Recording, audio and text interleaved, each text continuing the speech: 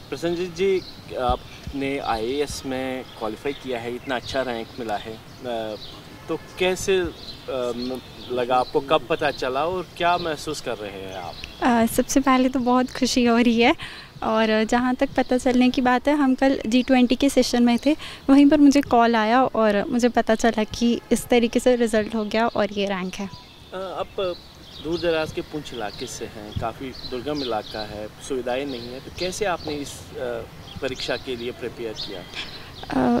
आज के टाइम पे इंटरनेट एक बहुत बड़ा सोर्स है इंफॉर्मेशन के लिए, तो जबकि मेरा भी कोई मेंटर नहीं था, ना ही फैमिली में कोई सिविल सर्वेंट था, तो मैंने इंटरनेट पर रिलाई किया मटेरियल के लिए और वहाँ से स्टडी किया।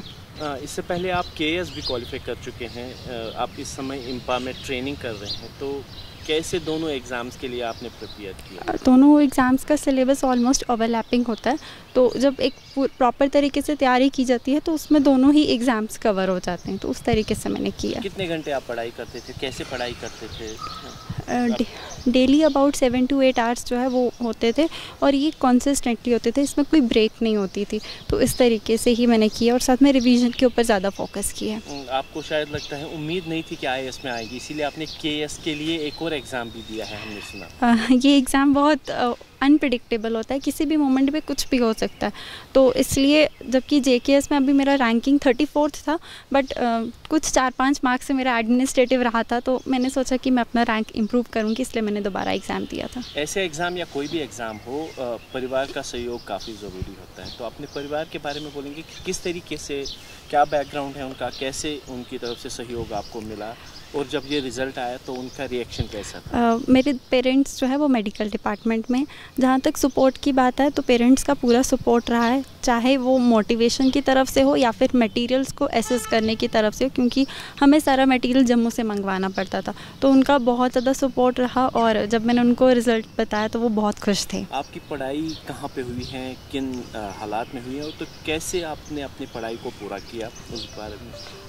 मेरा स्कूलिंग क्राइस्ट स्कूल पुंछ से है और इसके बाद मेरी जो बीएससी है ग्रेजुएशन वो जीडीसी पुंछ से है और मेरी मास्टर्स है जम्मू यूनिवर्सिटी से केमिस्ट्री में। आईएएस के लिए आपने कोचिंग ली है? जी नहीं, मेरा सेल्फ स्टडी था।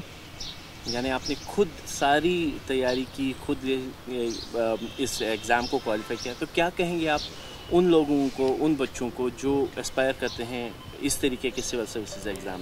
मैं सब स्टूडेंट्स को ये बात कहूँगी कि जिस भी एग्ज़ाम के लिए आप प्रिपेयर कर रहे हो, आप पहले उसके सिलेबस को अच्छे से समझो, प्रीवियस ईयर्स पेपर्स देखो, आपको एक आइडिया लगेगा कि किस तरीके के क्वेश्चंस पुट अप किए जाते हैं, फिर आप अपने सोर्सेज को लिमिट रख के उन सोर्सेज को आप स्टडी करो और रिविज़न करो। ऑल इंडिया सर्विसेज का एग्ज़ाम है, आपका रैंक हाई है, लेकिन कौन सी सर्विस आप लेना चाहेंगे और कहाँ पे आप सर्व करना चाहेंगे? इंडियन एडमिनिस्ट्रेटिव सर्विसेज, और जहाँ तक कैडर की बात है तो उसमें AGMUT कैडर को प्रेफर करना। तो अपने ही प्रदेश में आप काम करना चाहेंगे? जी हाँ जी, थैंक यू। जी, मेरा नाम मनान भट्ट है। मनान साहब, आप हमें ये बताइए, आप कहाँ से हैं और कल कहाँ पे थे आप जब आपने ये खुशखबरी सुनी और क्या रैंक है आपकी? मैं श्रीनगर सोरा से हूँ। मैं कल SKCC G20 इवेंट में था जब मैंने न्यूज़ सुनी and my rank is all India rank of 231। तो क्या खुशी हुई तब जब आपने ये खुशखबरी सुनी और अब क्या करने का इरादा है आपका? जब मैंने खुशखबरी सुनी, of course it is like the hard work page of at the end. जितनी भी मुश्किलें आपको इस रास्ते में आती है, but at the end your consistency and your hard work finally page of. So I am happy for everyone who has qualified this exam and mashallah whichever the service I'm allocated I'll be happy to serve in that capacity. तो क्या करने का इरादा है, कहाँ पे posting आप चाहेंगे करने के लिए? At the end of the day everyone wants to be posted in his own city, so hopefully I'll be allocated to the JNK and I can serve my people in a better capacity. किस में जाने का इरादा है आपका? अभी तो as per the rank most probably I'll be given the IPS service, so hopefully I'll serve in the police capacity. तो जो आपको अभी बच्चे देख रहे हैं जो UPSC में जाना चाहेंगे, उनके लिए क्या मैसेज है आपकी? उनके लिए मेरे पास एक सिर्फ ये मैसेज है कि अपनी कंसिस्टेंसी और हार्ड वर्क को कंटिन्यू रखें।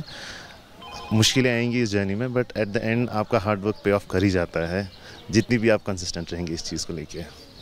और जितने भी आपके सराउंडिंग में नेगेटिविटीज़ है, try to reduce the negativities. Thank you sir, thank you.